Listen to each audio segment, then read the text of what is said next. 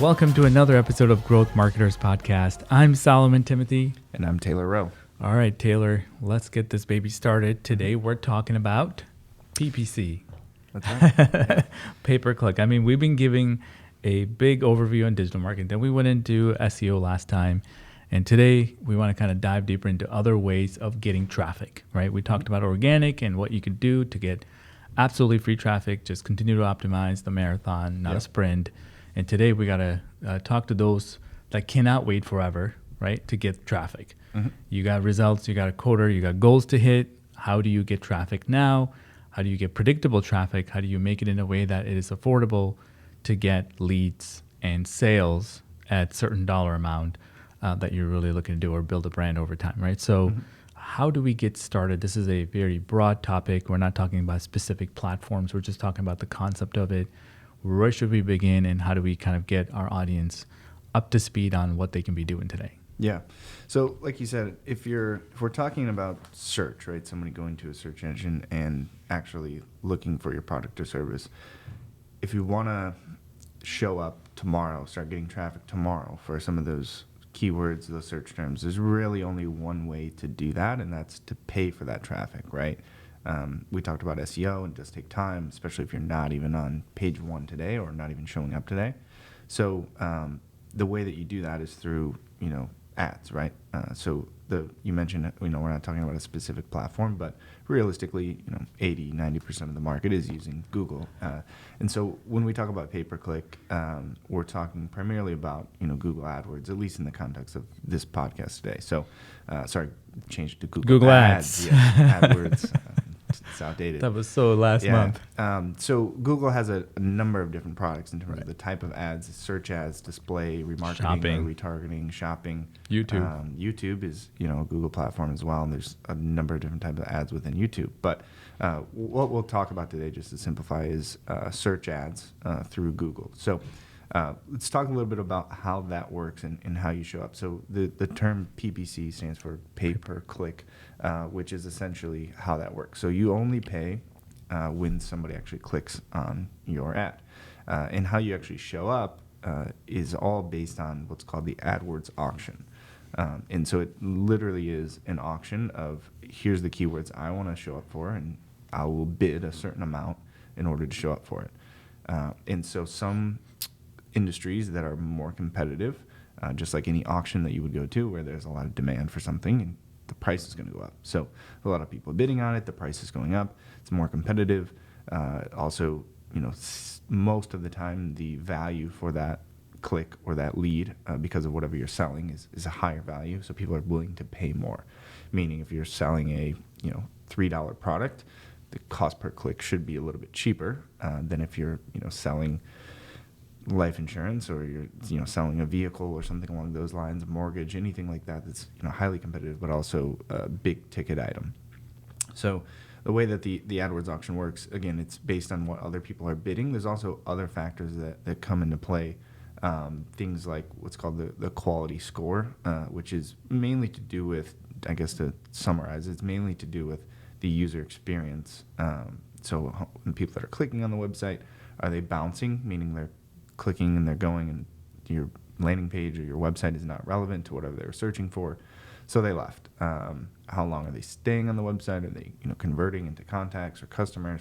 So there's a few factors that go into the quality score, but that's essentially how the AdWords auction works in order to show up for the search terms that you're trying to show up for. So let's talk a little bit about what type of keywords you should be paying for and bidding on, and how you should structure your campaign, right? So if you were to be building out a marketing strategy and you wanted to introduce Google AdWords into Google Ads into your strategy, where would you start? Well, like I said, I think you have to really put that goals that you have in mind. Are you trying to get leads for your sales reps, right? Are you trying to generate leads for a particular product or service that's extremely profitable, or you're the best at it, and you want to make sure that you're going to be competing with other guys, and you want to make sure you show up for every single one of them. If it's a lead gen strategy, right, it's a different set of keywords than just getting overall traffic to the website, right? So if I'm doing paid, I'm going more for the results Mm-hmm. because I want to make sure that this is going to be an ROI positive thing. And of course, you can use Facebook ads just for branding, Mm-hmm. just getting more people to our website, and because the cost per click is a lot less. Mm-hmm.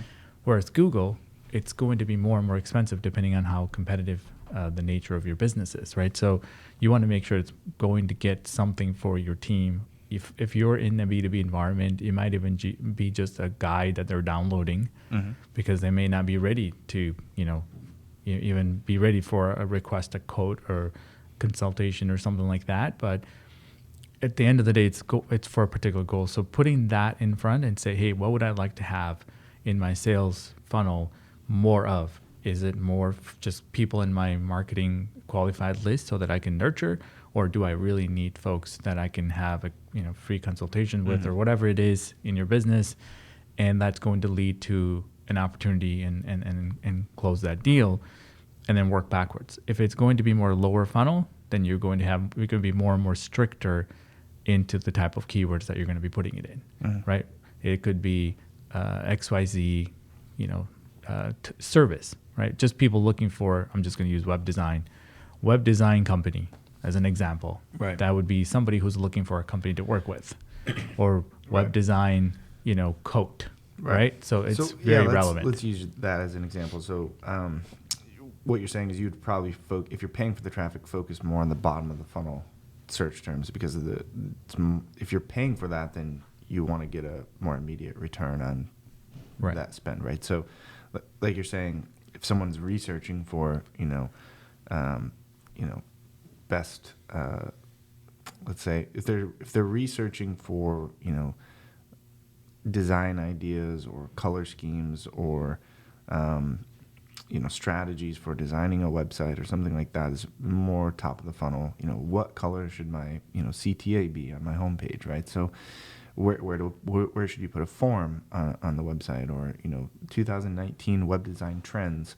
Maybe you don't want to pay for that traffic, and if you do, you're saying that the experience on that particular landing page should be something different than request a quote, because they're just doing research. Maybe they want to download a style guide or a template or vector files for web design, something like that. Generate a lead that way.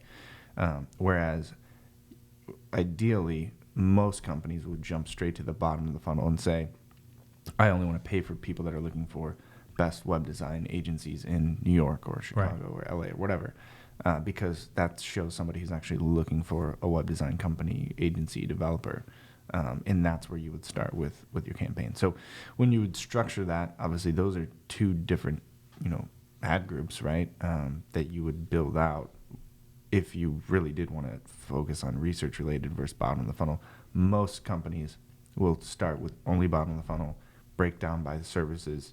For using our company, for example, we would look at, like you said, web design, graphic design as one sort of ad group, and then you'd have a whole another set and sort of strategy for search engine optimization. Then you'd have another one for Google Ads or pay-per-click management. Then you'd have another one for social media.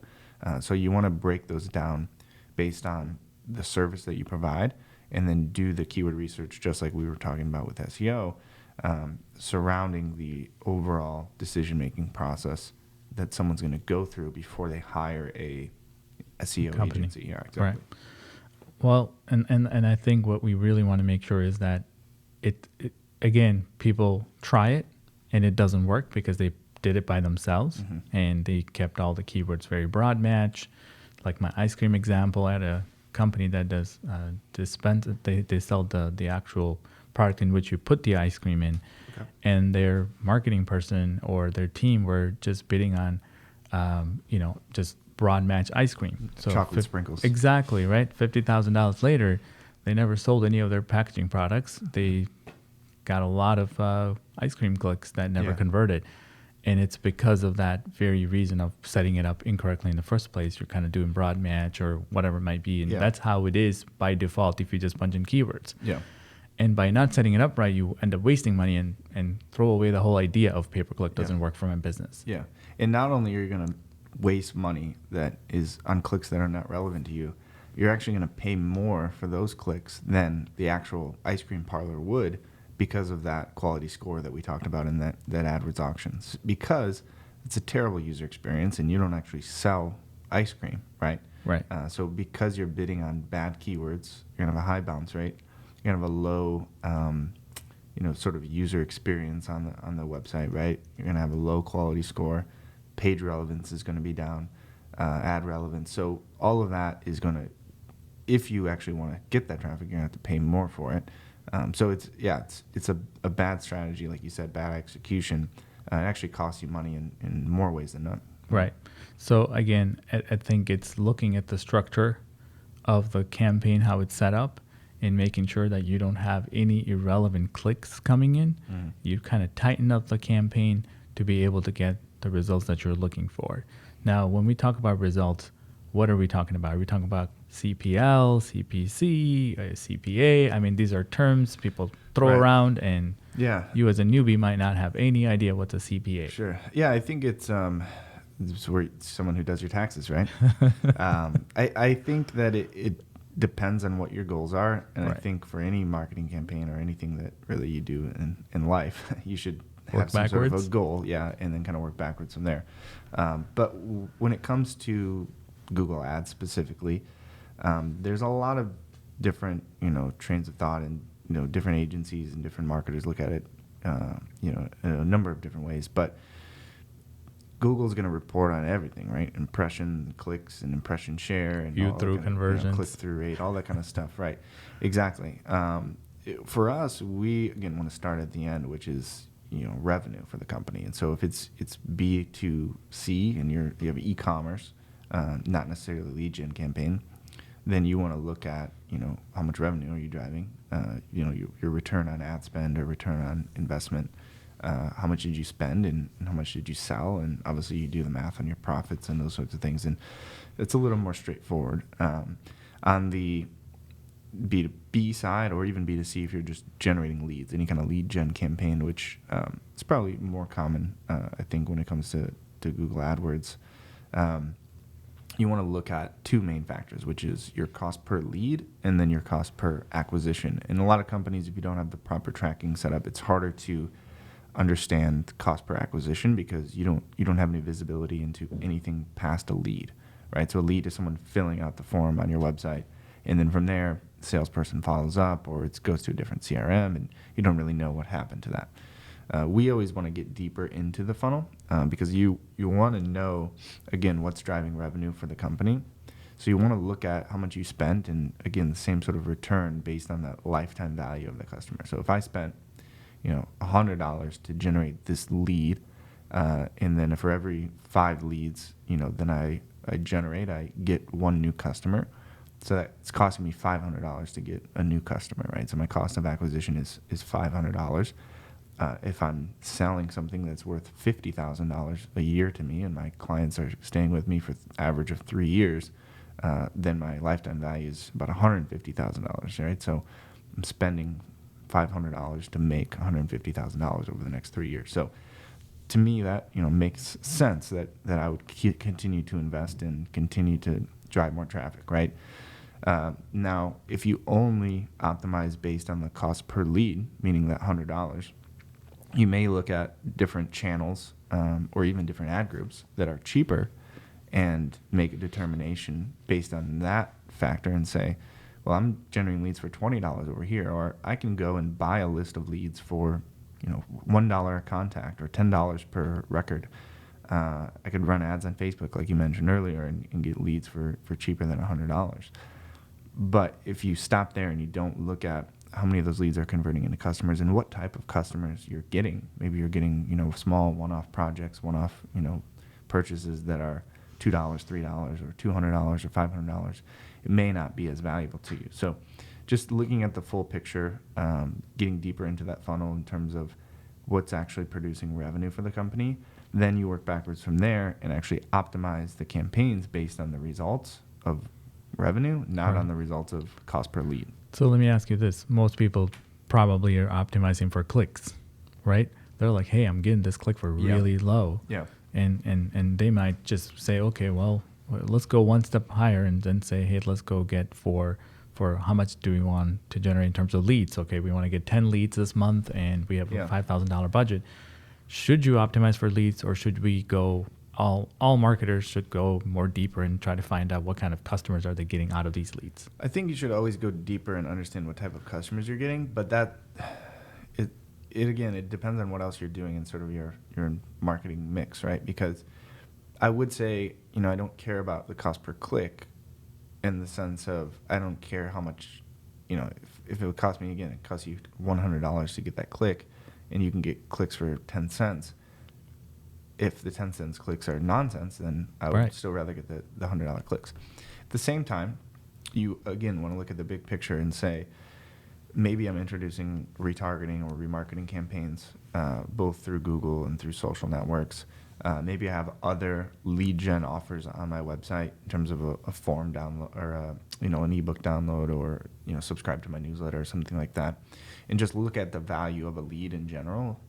If you have marketing automation set up, driving more relevant traffic will help fuel any remarketing campaigns, any cookie data that you have.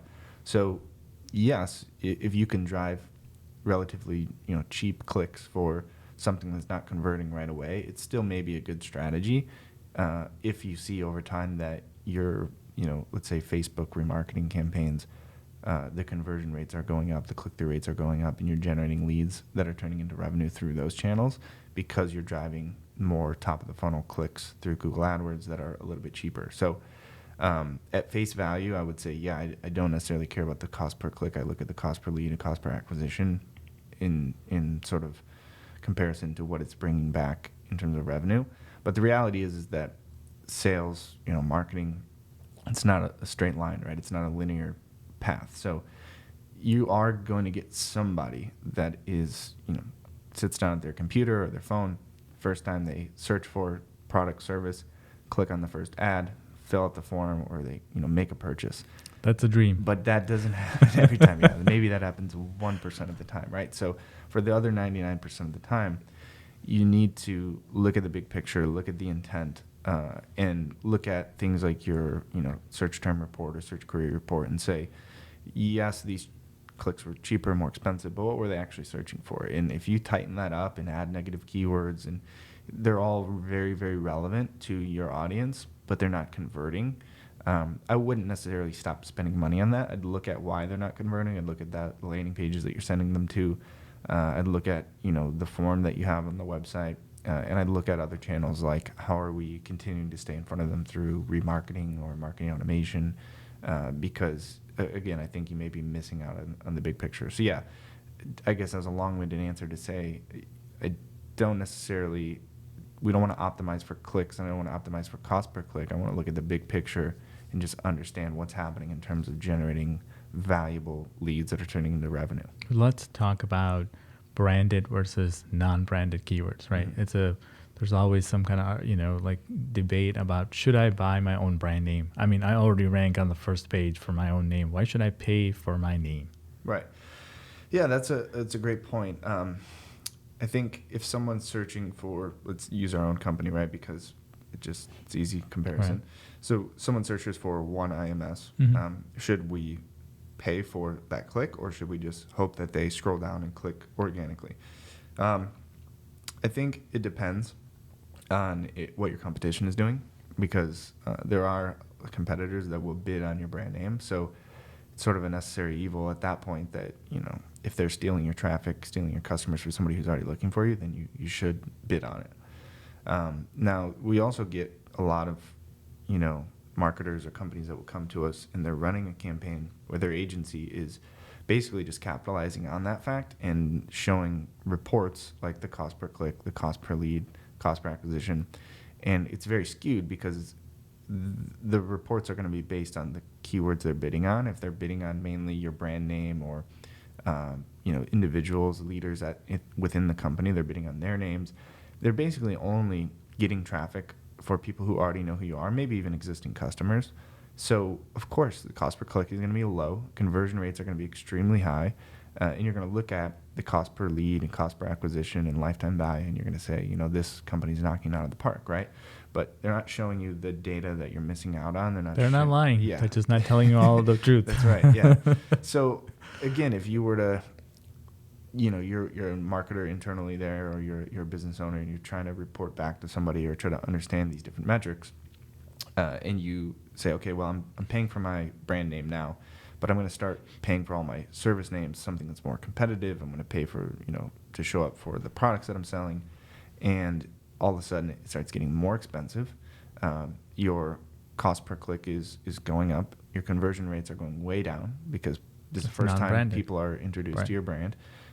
And you're getting, again, less in comparison, less of those people are turning out to be customers when you look at the percentages, right? So you look at that and say, my campaigns are performing worse.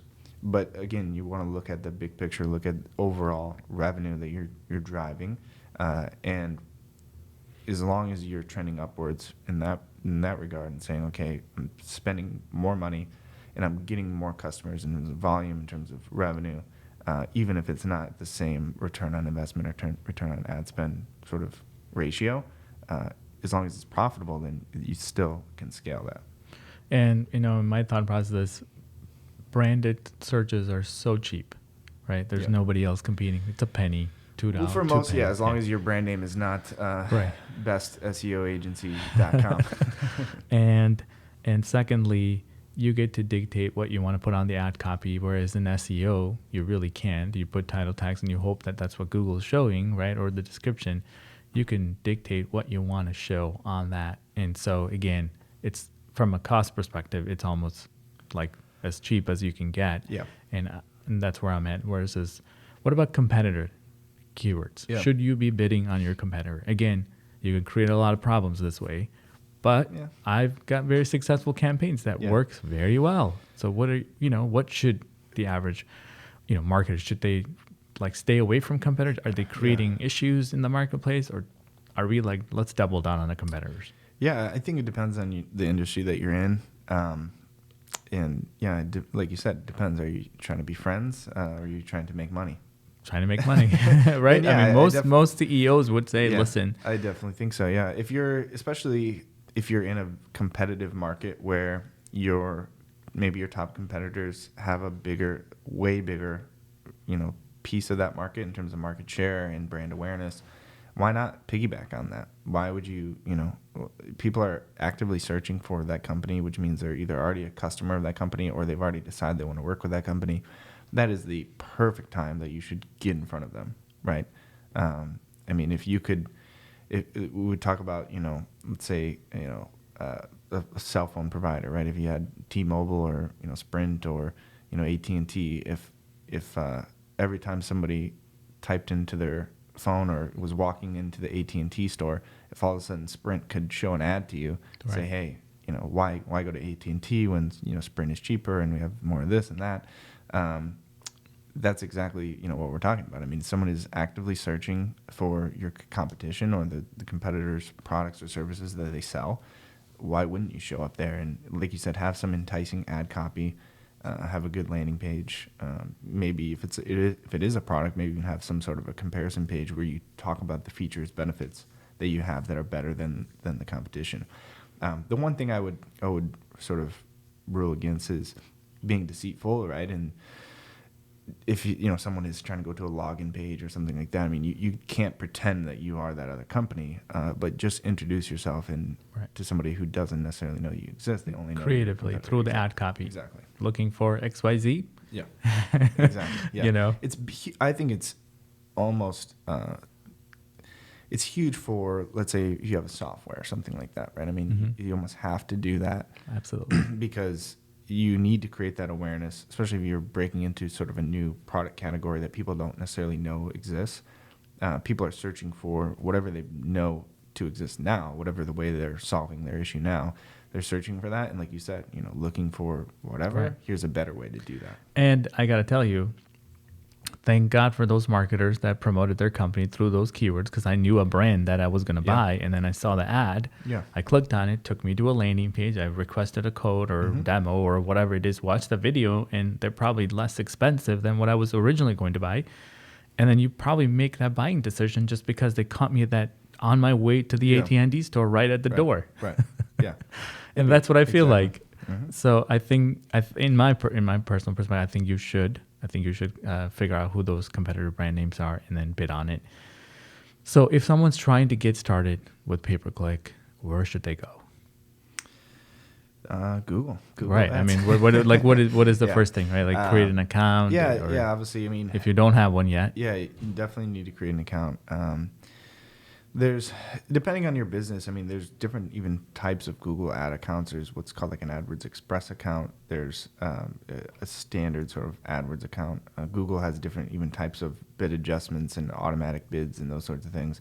I think just starting with the fundamentals and kind of understanding what it is that you're doing. I think a competitor campaign, a branded campaign, and basically a product or service, campaign or sort of, ad group, if you will, build it around there.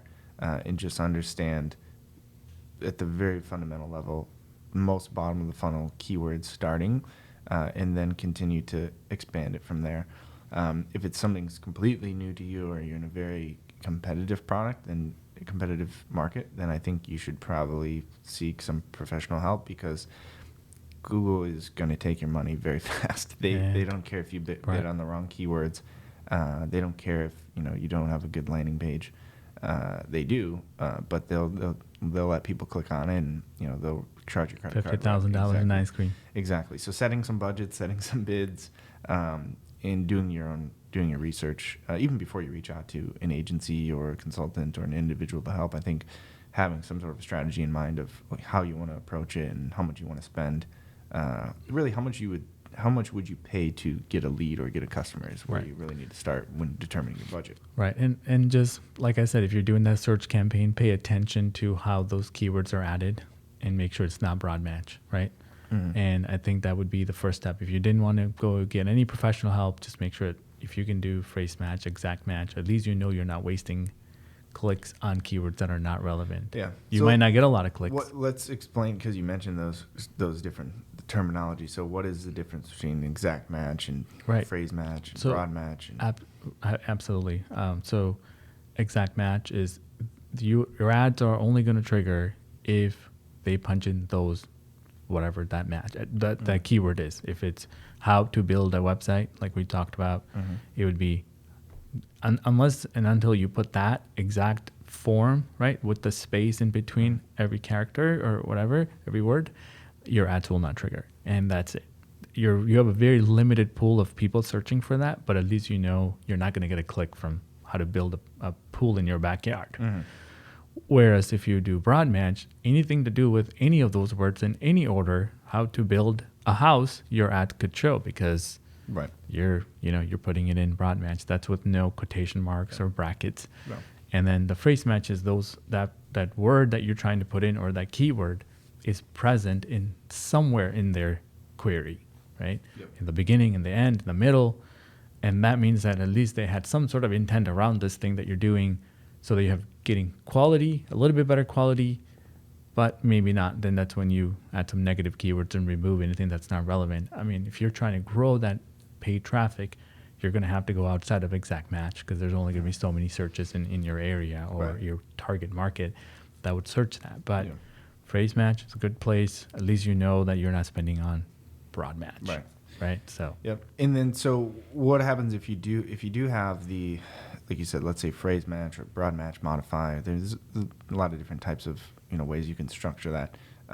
You can also clean that up through negative keywords, right? So talk about what people should be doing with negative keywords. So again, you mentioned search term report, right? So you go through that search query report, and you can see every single keyword that got a click, and how much you paid for it, and what ad group that came from, and what campaign, and all that information.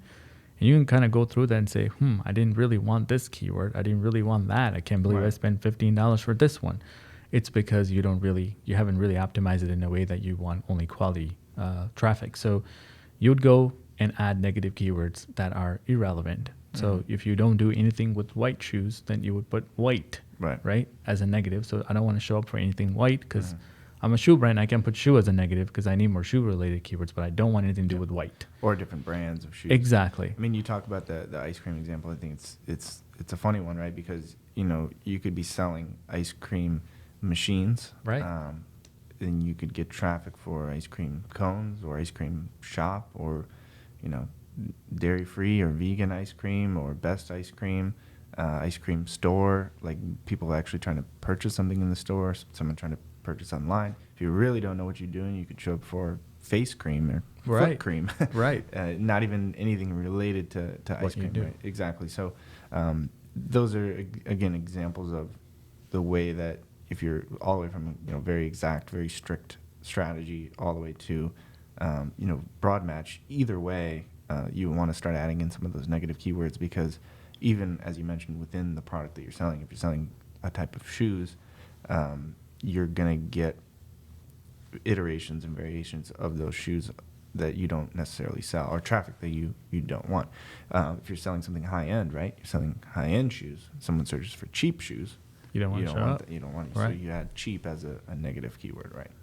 Yep, absolutely. Or free, or anything of that. Of that. I mean, for us, we have a list of negative keywords we just automatically add pretty much to every campaign, just because you want to make sure that you don't waste a single dollar.